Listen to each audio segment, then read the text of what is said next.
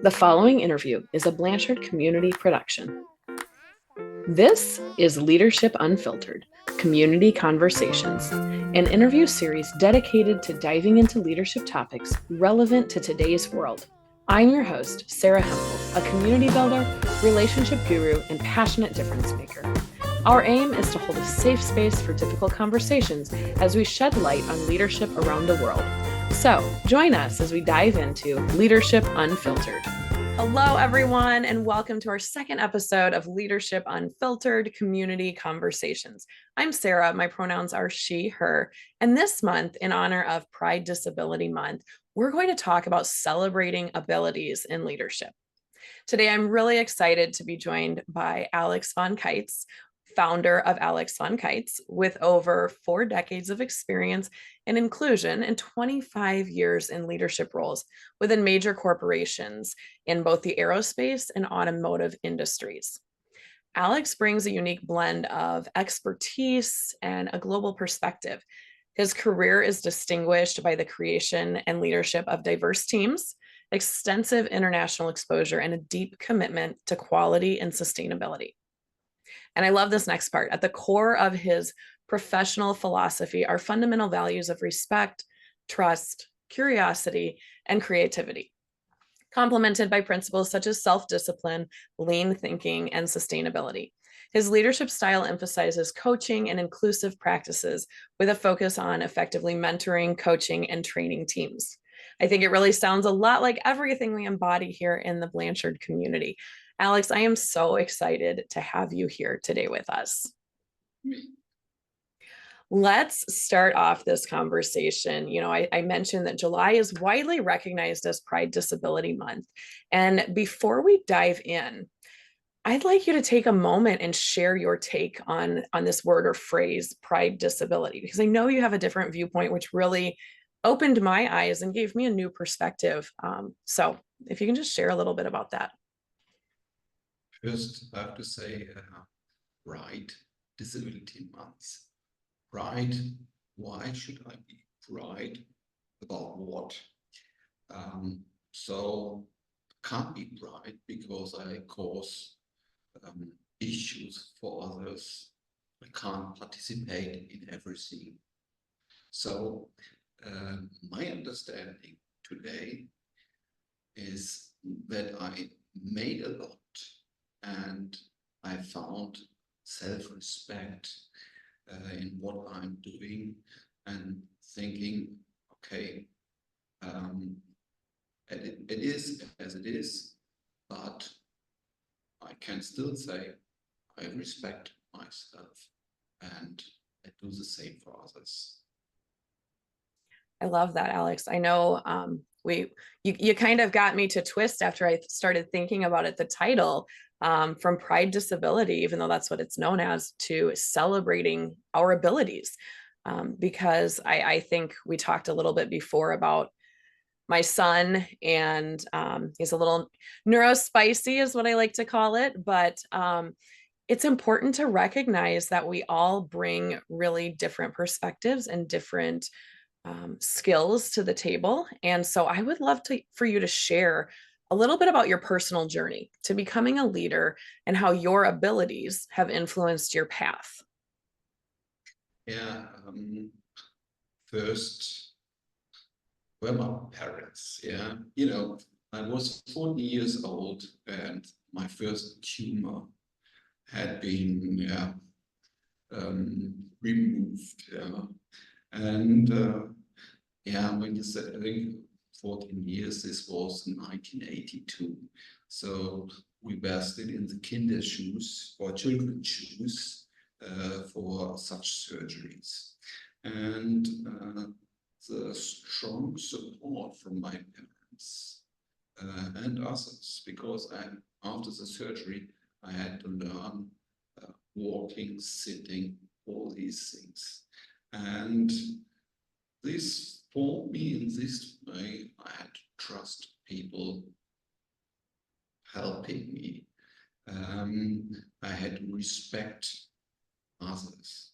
Mm-hmm. And these were values which came along with me during my life. And And when I started working, it was, yeah, taking over responsibility for jobs and later for employees. And those values kept going with me. So I learned from Ken Blanchett's books, a lot, and I was happy to see that Ken has the same source like me. So I said as well, you need to know why you are doing this. And when my staff grasped this, then we went further and to know, okay, if something happens, what do we need to do quickly? Especially in the quality management, when you have a field accident with cars, we have to act not within minutes, but within 24 hours. You need to make sure nothing will happen. Mm-hmm. Okay, and then when we did it, we celebrated this. Mm-hmm. And this is as well something, because I did my Lean Six Sigma Black Belt before, where we celebrate success as well. Mm-hmm. And this is for me important within leadership. Yeah, you've got to celebrate your successes, big and small, right? I love that. Thank you. So I know I mentioned just a moment ago my neurospicy son, and you have shared with me about some of your physical and cognitive abilities. And I'd like to know why should someone be proud of their physical and cognitive abilities? I mean, I have my thoughts. I want to hear yours first, and then I can share a little bit about why I know I want my son to be really proud of who he is. The first thing for me is creativity. With my paralyzed hand, I can't open a jar or a container. So how can I do this? So I looked at the internet, I asked people, and I found devices how to open this. However, self-confidence. Sometimes I can't open this, then I have to ask someone. This is something what you have to learn. It's not easy just to say to someone on the street, oh, sorry, can you help me to close the zip on my jacket? Especially when I ask a woman on the street, she would think, oh gosh, but this is something what you have to learn. And I found out that is accepted by the community. Not everyone, you never get 100%, but by a lot. And yes, why pride? Why living with these abilities in a positive way? I think I can bring over empathy, like your son. We talked about this. We are capable to understand situations in a different way. We are probably more sensible for certain things. I love that. I love that you bring up empathy. I know, just to share with the listeners, my son, he's only 4, but he has trouble regulating his emotions, and he has some sensory processing difficulties. And it's one of those things that even though most people, or some people, I should say, I don't want to make a broad generalization, might look at him and see bad behavior or a difficult kid, I want him to grow up and be proud because he's so independent. He's trying, he just doesn't know how to articulate yet what he's asking for or what he wants to do. And so I want him to gain that self-confidence that you have talked about and be confident of the abilities that he does bring to the table, even though it may look to others like it's really difficult. And he struggles with difficult emotions. But what comes out of that is his empathy for others when he sees myself or his other mom sad or upset, and are you okay, mama? And he just has so much empathy in him. And I think that's a really cool skill. And empathy is it's not an easy thing to learn. So for him to be able to embody that at the age of 4 is actually pretty outstanding. So yeah. So Alex, I'd love to know, how do you bring light and positivity to situations for other people by sharing your own abilities and your journey? First, I talk very often about my issues and what physical abilities or cognitive abilities I have. And with it, I can show people, oh, I can't really walk in a straight way, but I can run a marathon. On the other hand, I had some cognitive issues, but I can still run a workshop or a training for any diversity or any technical topic. Yeah. So people can see, okay, he has these and these abilities. I have something similar. I can talk with him about this, and I can see what he is doing, even if he has these abilities. I love that. I formerly was an elementary school teacher, and I am a strong believer that representation matters. And so when someone can look to you as a role model, as a sign of success, here's Alex, he's got his own business. He's been highly successful in his career, in his personal life, running marathons. I mean, that's amazing. So I think you do bring a lot of light for people around the world. So thank you for that. By the way, when you are in Berlin end of September, you can see me running the Berlin Marathon. That's amazing. So what advice would you give to young professionals with varied abilities that are aspiring to go into leadership roles, whether it's self-leadership or leading others? So young professionals, they should utilize what they have experienced in her life. Yeah. So they had the same experience like me. Learn to be creative, learn to have self-confidence. And this is something where you can start as a young professional in the leadership role. And then, of course, for me, it was respect and trust, curiosity. Curiosity they will have anyway. Respect and trust. I would think trust was there as well.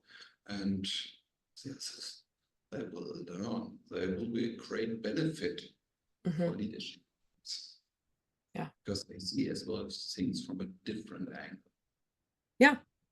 Yeah. They provide a different perspective. Absolutely.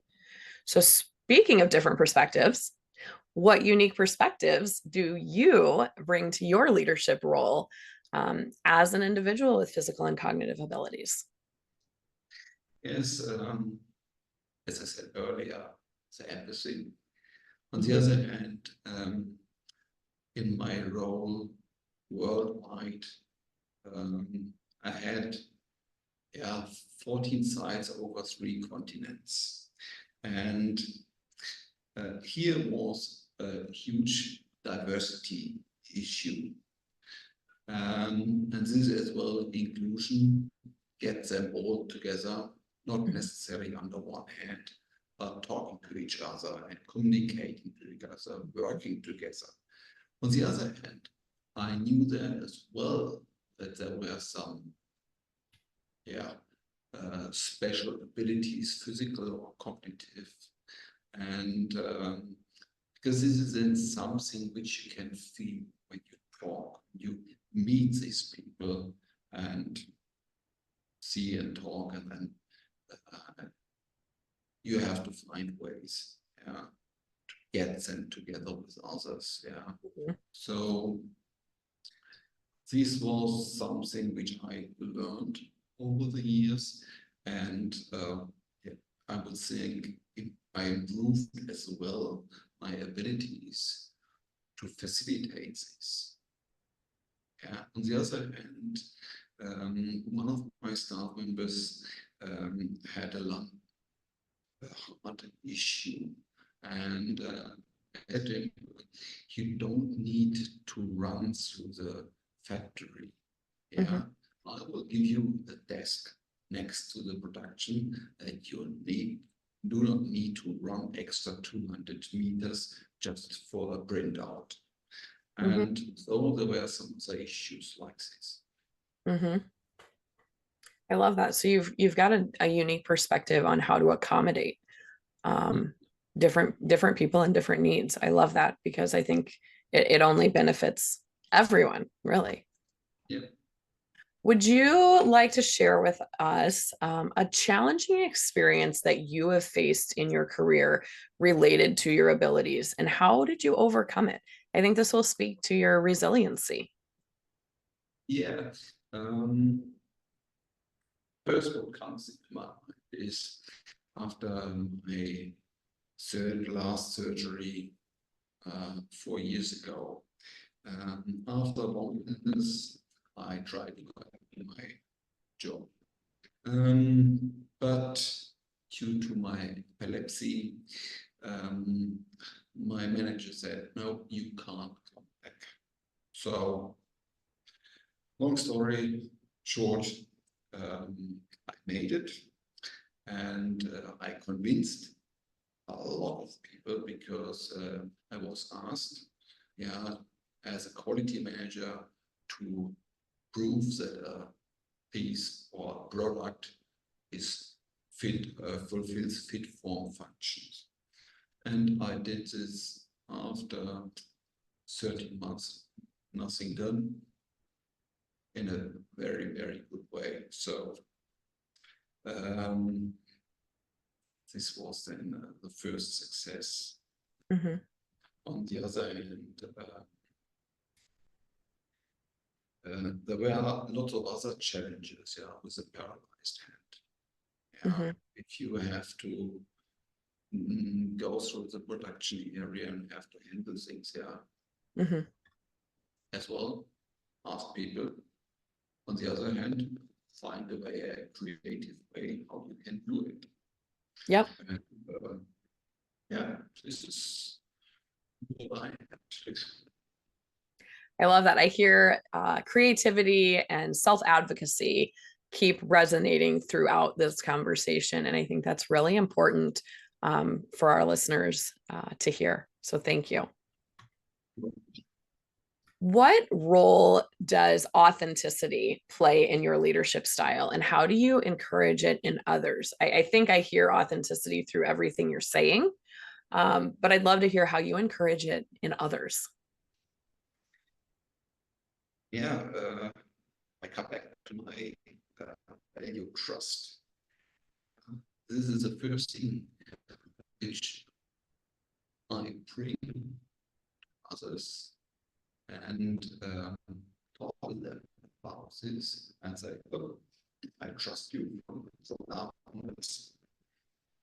And it's commitment. Mm-hmm. So for me, it is the commitment to the team, to the project, to the company. And this is as well something which I discuss with all my members of staff and put this in writing.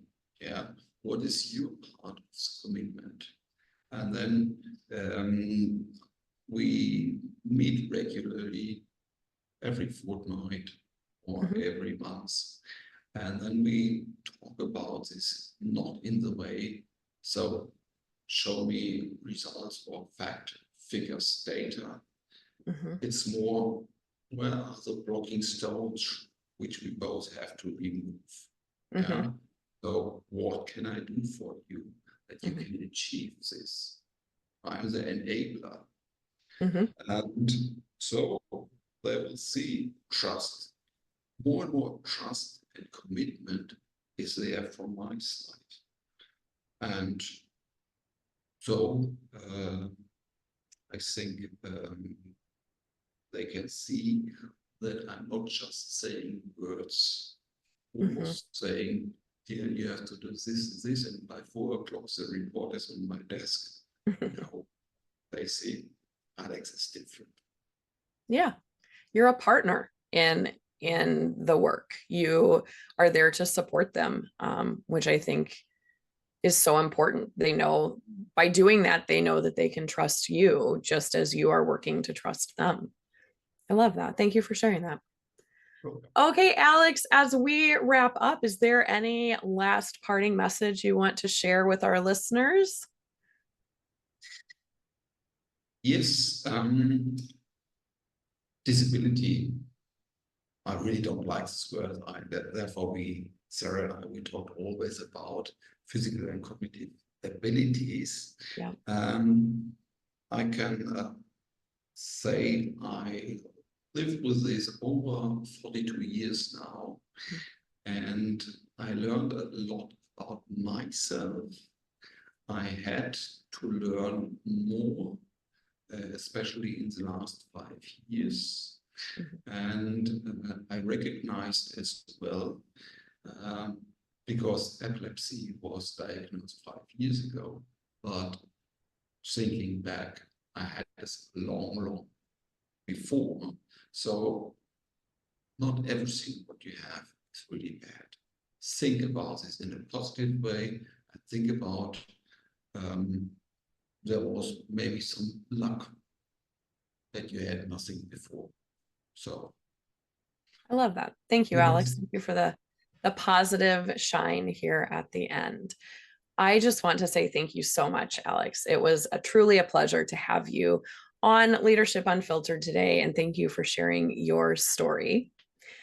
Thank you to everyone else for joining in and sharing in this time with us. And until next time, join us in the Blanchard community to unpack more conversations around leadership. thank you, Sarah. Bye.